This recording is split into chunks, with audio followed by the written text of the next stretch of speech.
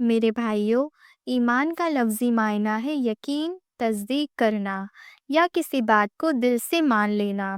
دین اسلام میں ایمان کسے کہتے ہیں؟ تو اس کا مطلب یہ ہے کہ اللہ پاک اور اس کے رسولوں، اس کی کتابوں، اس کے فرشتوں، قیامت کے دن اور تقدیر پر دل سے یقین رکھنا، زبان سے اقرار کرنا اور عمل سے اس کا ثبوت دینا۔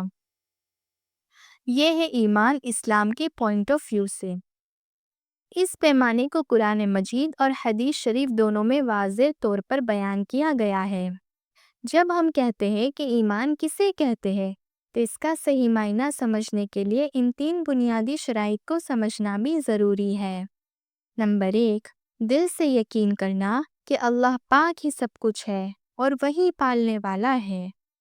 نمبر 2، زبان سے کہنا کہ لا الہ الا اللہ محمد الرسول اللہ صلی اللہ علیہ وسلم، یعنی کہ اللہ کے سوا کوئی عبادت کے لائق نہیں اور حضرت محمد مصطفیٰ صلی اللہ علیہ وسلم اللہ پاک کے رسول ہے۔ نمبر 3، ایمان صرف کہنے یا سمجھنے یا ماننے تک محدود نہیں، بلکہ انسان کے اعمال بھی اس کا ثبوت دیتے ہیں۔ ہمارے کئی بھائی اور کئی ساری بہنیں پوچھتی ہیں کہ اگر کسی کا ایمان ہے تو کیا اس کے اعمال بھی ضروری ہے؟ تو اس کا جواب ہے ہاں، بے شک یہ ضرور ہے کہ ایمان کا اعمال سے گہرا تعلق ہے۔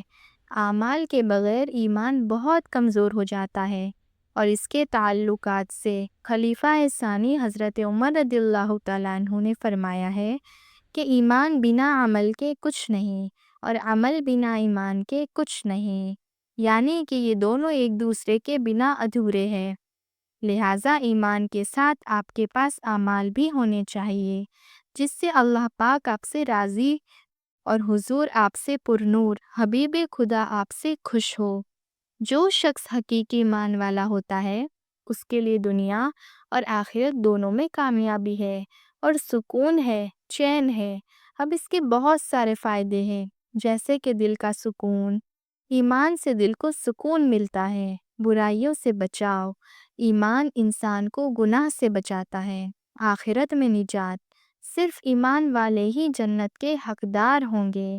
زندگی کا مقصد، ایمان سے انسان کو زندگی کا اصل مقصد معلوم ہوتا ہے۔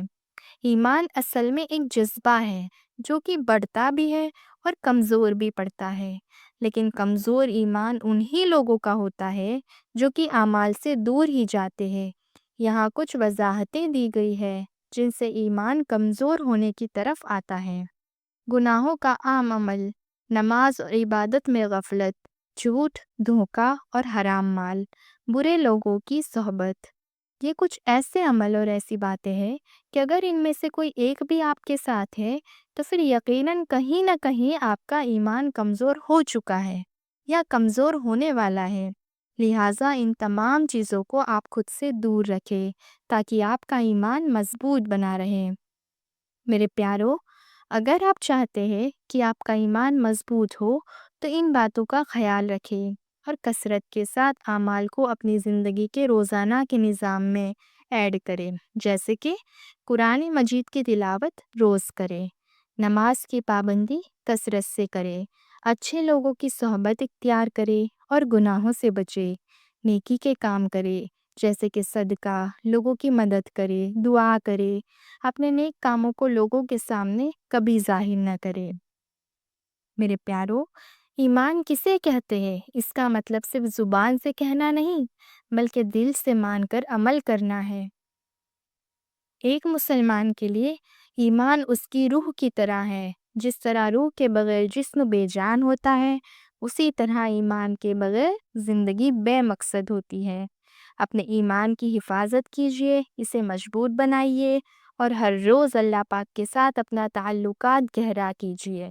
اور ایمان کو مضبوط کیسے کرے؟ تو اس کا ایک سیدھا سا جواب یہ ہے کہ جس طرح آپ کی باڈی کو کھانے سے طاقت ملتی ہے، ٹھیک اسی طرح آپ کے ایمان کو ذکر خدا سے طاقت ملتی ہے۔ اور جتنا زیادہ آپ خدا کا ذکر کرو گے، اتنا زیادہ آپ حضور پر درود شریف پڑھو گے اور آپ کا ایمان اتنا ہی مضبوط ہوتا چلا جائے گا۔ تو ایمان کی مضبوطی کے لیے عمل بھی ایک سب سے بڑی شرط ہے۔ روز نئی ڈیلی حدیث سننے کے لیے ڈیلی حدیث کو ضرور سبسکرائب کریں۔ جزاک اللہ۔